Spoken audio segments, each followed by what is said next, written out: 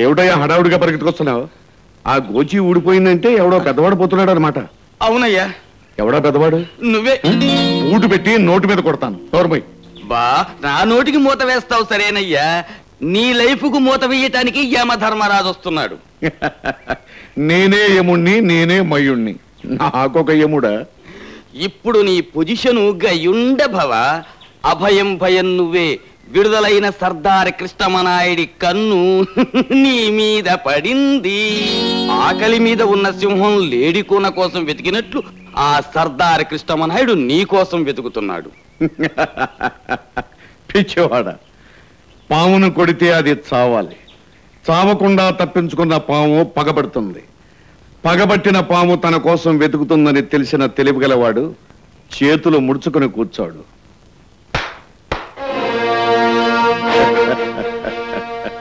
ఇలా జాగ్రత్త పడుతూ ఉంటాడు. పులి పంజా విసిరే వరకు వేచి ఉండటం అవివేకం. మీరు వెళ్ళి కృష్ణమనాయుడి మీద విరుచుకుపడండి. వాడు చచ్చిపోయాడు అన్న చల్లని వార్త నా చెవిన పడేయండి. వెళ్ళండి. భవా భవా, క్రాఫింగ్ చేయించుకోవాలి. ₹1 ఇస్తావా? చిచ్చే, అడుక్కునే వాళ్ళగా ₹1 ఏంటి? ₹1000 ఇస్తాను. వెళ్ళి ఆనందంగా విఠల క్రాఫ్ చేయించుకో.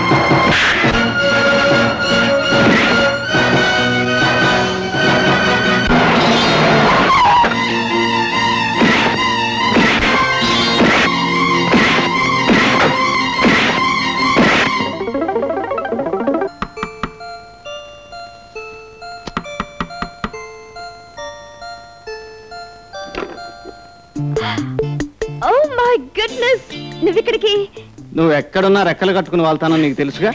అమర ప్రేమికులను విడదీయగలరేమో కానీ ఈ అపర ప్రేమికులు మాత్రం ఎవ్వరూ విడదీయలేరు. ఏమిటిది? ఆడపిల్ల కనిపించగానే శృంగారమా? మామూలు శృంగారం కాదు, పచ్చి శృంగారం. వాట్? నేనేం అనలేదా? నీకేమైనా అనిపించిందా? ఓహో, నాది నాకే అప్పు చెప్పావా? అది సరే గాని నేను ఇక్కడ ఉన్నట్టు నీకెలా తెలుసు? అవును సార్, రాయబారం.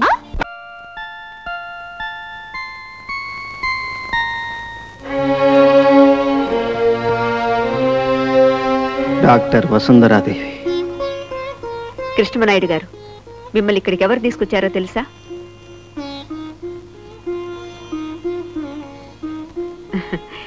ఈ పాపను గుర్తుపట్టగలరా? పద్మ, మీ రక్తం పంచుకుని పుట్టిన బిడ్డ.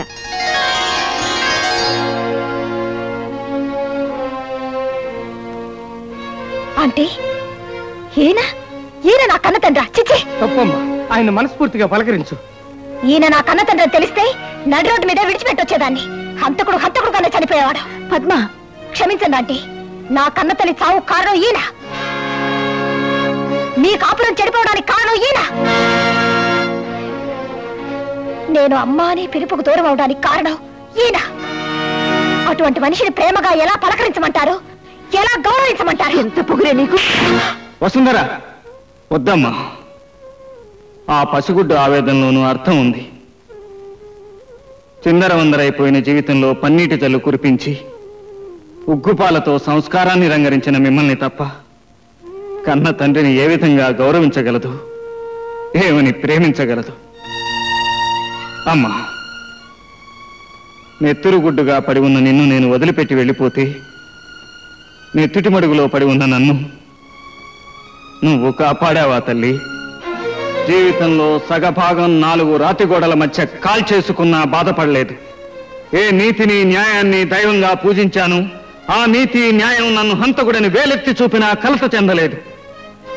సంఘం చట్టం నన్ను మానవత్వం లేని రాక్షసుడన్నా తొణకలేదు. కానీ ఈ భూమి మీద నా భార్య మిగిల్చి వెళ్ళిపోయిన ప్రతిరూపమే నన్ను అసహించుకుంటుంటే ఈ గుండె కలుక్కుమంటుంది. చరిత్ర పుటల్లో చెరిగిపోయిన నగ్న సత్యాన్ని వెళ్ళగక్కమంటుంది. నీ తండ్రి సర్దార్ కృష్ణమనాయుడు ప్రాణాలు తీసే కసాయివాడు కాడమ్మా. అమాయకుల జీవితాలతో ఆటలాడుకునే నరరూప రాక్షసులకు, జనారణ్యంలో తిరిగే రక్తం మరిగిన పులులకు ఎదురు తిరిగి పోరాడిన మృగరాజు.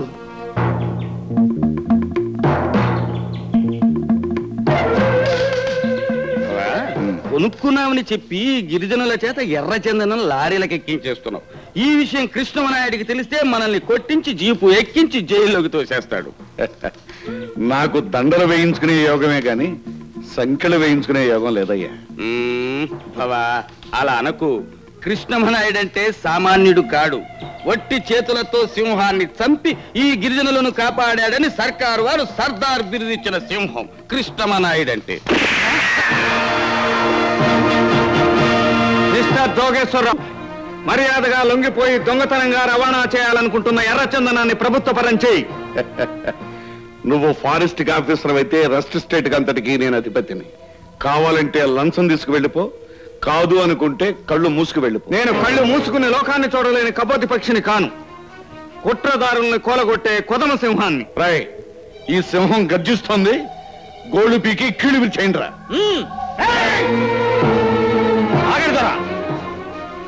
చూడండి దొరా, ఆ బాబు మాకు దేవుళ్ళు అంటాడు. ఆయన మీద ఏగవాళ్ళ మేము ఒప్పుకోం. ఓహో, అల్లూరి సీతారామరాజు లాగా గిరిజనులు పట్టేశావన్నమాట. నేను పట్టుకోలేదు, నా ప్రవర్తనే వాళ్ళ నాకట్టుకుంది. అలాగా? రే లబకే, ఈ కృష్ణమనాయుడు గారు మా దగ్గర లంచం తీసుకుని ఆ ఎర్రచందనం తీసుకెళ్ళమని చెప్పాడు. ఇప్పుడు మనసు మార్చుకుని మమ్మల్ని ఇలా అల్లరి పెట్టడానికి వచ్చాడు రా. యోగేశ్వరరావు, తప్పుడు కోతలకు ఎక్కువ చెప్పుతో కొడతాను. చెప్పుతో కొడతావా? బావా, చీపైపోయినావు. ఆ బూడితో కొడతానొచ్చుగా. నువ్వు మాట్లాడుకుంటావు. ఏమిటండి ఏమిటి? మీరు లంచం తీసుకునేది అబద్ధమా? కావాలంటే ఆ విషయం మీద ఎంక్వైరీ పెట్టించండి. బాగా చెప్పావు బామర్ది. ఈ గిరిజనులను నమ్మించి మనల్ని పట్టించాలని చూస్తున్నాడు ఈ పెద్ద మనిషి. ఎంక్వైరీ పెట్టించి వీళ్ళ కళ్ళ ముందే నిజాలు బయట పెట్టిస్తాను చూడు. అలాగా? అయితే మీ నిజ స్వరూపాలను ఎంక్వైరీలోనే బయట పెట్టిస్తాను. ఈ అడవిలో మిమ్మల్ని నడిపించి స్టేషన్కి తీసుకెళ్తాను. ఏమిటి నాన్నగారు, మనవణ్ణి చూడ్డానికి రారా? రావాలని అనుకున్నాను చంద్రం, కానీ సడన్ గా ఒక ఎంక్వైరీకి వెళ్లాల్సి వచ్చింది. ఎంక్వైరీయా?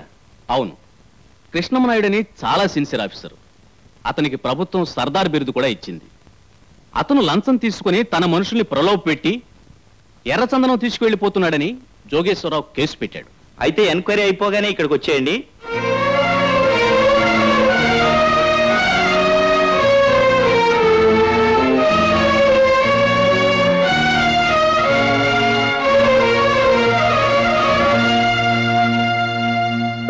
Yours faithfully Jagannatharao. టైప్ చేసి వెంటనే తీసుకురండి. నేను సంతకం చేశాకే పడుకుంటాను. అలాగే సార్.